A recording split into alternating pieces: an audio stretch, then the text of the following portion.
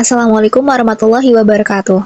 Perkenalkan, kami dari kelompok 1 yang beranggotakan saya sendiri Alsananda Pratama, lalu yang kedua ada Rianatul Hasanah, dan yang ketiga ada Sherly Amani. Pada kesempatan kali ini, kami akan mempresentasikan terkait materi granulasi basah. Nah, yang pertama, sudah tahukah kalian apa itu tablet? Menurut Farmakopeia Indonesia edisi 6, tablet adalah sediaan padat yang mengandung bahan obat dengan atau tanpa bahan pengisi. Berdasarkan metode pembuatannya, tablet dapat digolongkan sebagai tablet cetak dan juga tablet kempak. Nah, selanjutnya apa saja sih metode pembuatan tablet? Yang pertama ada metode granulasi basah, yang kedua ada metode granulasi kering, dan yang ketiga ada metode kompresi langsung.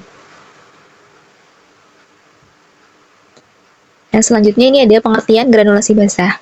Granulasi basah sendiri adalah salah satu metode pembuatan granul di dalam industri farmasi dengan cara mencampurkan serbuk obat dan juga ekspien dengan larutan pengikat hingga membentuk massa lembab yang kohesif. Kemudian diayak dan juga dikeringkan. Setelah itu diayak kembali untuk mendapatkan granul dengan ukuran yang seragam. Lalu selanjutnya ada tujuan granulasi basah. Yang pertama untuk mencegah segregasi campuran, di mana serbuk dengan ukuran dan berat jenis yang berbeda cenderung terpisah selama proses pencampuran. Granulasi menyatukan bahan aktif dan juga ekspien sehingga komposisi itu tetap homogen. Lalu yang kedua yaitu meningkatkan kompresibilitas. Granulasi membuat partikel lebih kohesif dan juga lebih mudah ditekan menjadi tablet yang kuat dan juga stabil. Lalu yang ketiga meningkatkan homogenitas kandungan zat aktif. Dengan proses pencampuran dan pengikatan, bahan aktif dapat terdistribusi lebih merata dalam setiap granul. Selanjutnya, tujuan yang keempat yaitu mempermudah penimbangan dan juga penanganan, yang dimana granul lebih mudah ditimbang dan ditransfer antara proses produksi dibandingkan dengan serbuk halus. Lalu yang kelima yaitu mengurangi debu, di mana serbuk halus cenderung menghasilkan debu yang dapat menyebabkan kehilangan bahan dan juga menyebabkan kontaminasi silang. Granulasi tersebut itu mengurangi debu yang ada pada bahan tersebut. Selanjutnya yang keenam yaitu meningkatkan kestabilan fisik, di mana granul lebih stabil terhadap pemisahan partikel dan juga perubahan bentuk selama penyimpanan dan juga transportasi. Bagaimana sih proses pembuatan granulasi basah? Dalam slide ini sudah terdapat gambar yang menunjukkan tahapan ataupun langkah-langkah dari pembuatan granulasi basah. Yang pertama yaitu ada penimbangan bahan, kedua ada pencampuran awal, ketiga ada granulasi basah, keempat ada pengayakan granul basah, kelima ada pengeringan granul, keenam ada pengayakan granul kering, ketujuh ada pencampuran akhir, dan yang kedelapan ada pencetakan tablet. Yang pertama penimbangan bahan yaitu bahan aktif dan bahan eksipien seperti pengisi, pelicin, penghancur, dan pengikat ditambahkan sesuai dengan kebutuhan yang diinginkan. Yang kedua yaitu pencampuran awal, campurkan bahan aktif dan eksipien yang dapat menggunakan mortir untuk pencampurannya. Yang ketiga ada granulasi basah, setelah pencampuran tersebut akan dihasilkan granulasi basah. Yang keempat yaitu pengayakan granul basah, yaitu setelah terbentuk granul basah akan dilakukan pengayakan untuk menyeragamkan ukuran dari granul tersebut.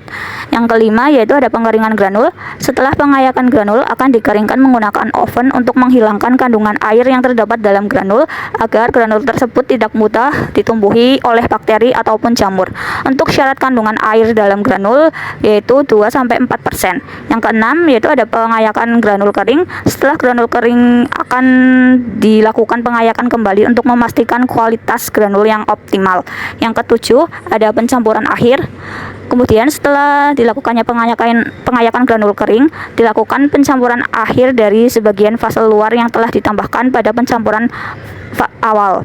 Selain itu bisa dilakukan pencampuran warna ataupun rasa pada tahap ini.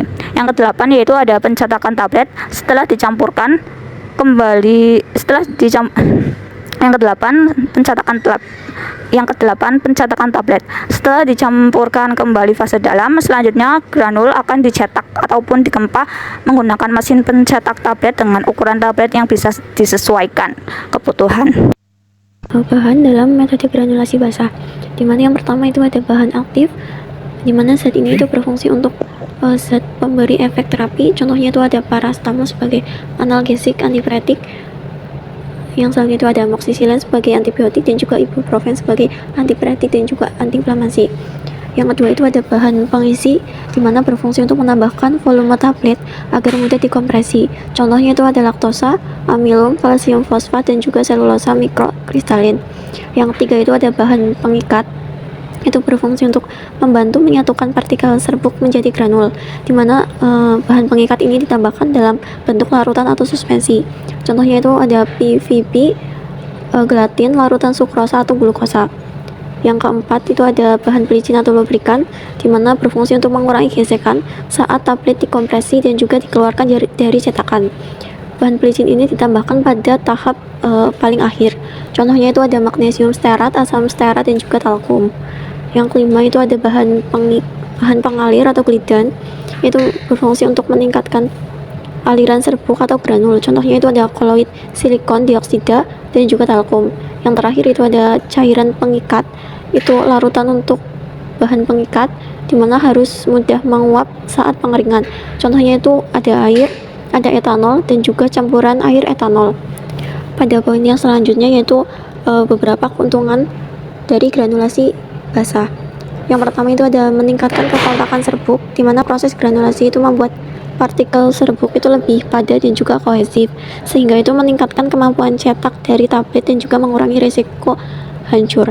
Yang kedua itu ada mengurangi debu dan juga meningkatkan aliran serbuk, di mana granul yang terbentuk itu memiliki alir yang lebih baik dibandingkan serbuk halus, sehingga itu memudahkan proses penabletan atau pengisian kapsul.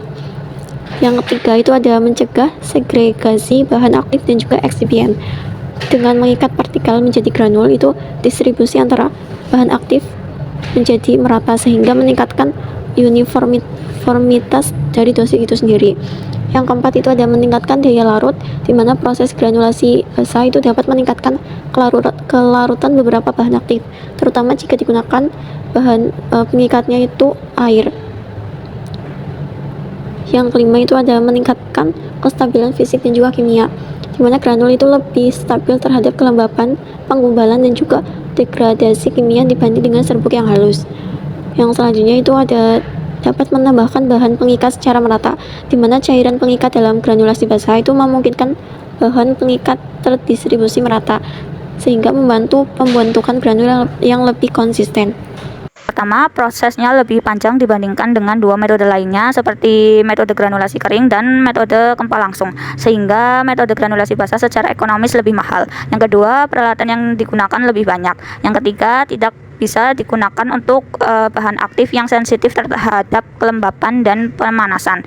Yang keempat, pada tablet berwarna dapat terjadi peristiwa migrasi dan ketidakhomogenan sehingga tablet berbintik-bintik.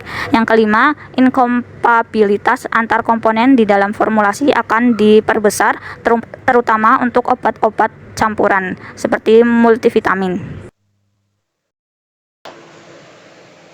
Mungkin sekian video penyampaian dari kelompok kami. Mohon maaf bila ada salah kata. Wassalamualaikum warahmatullahi wabarakatuh.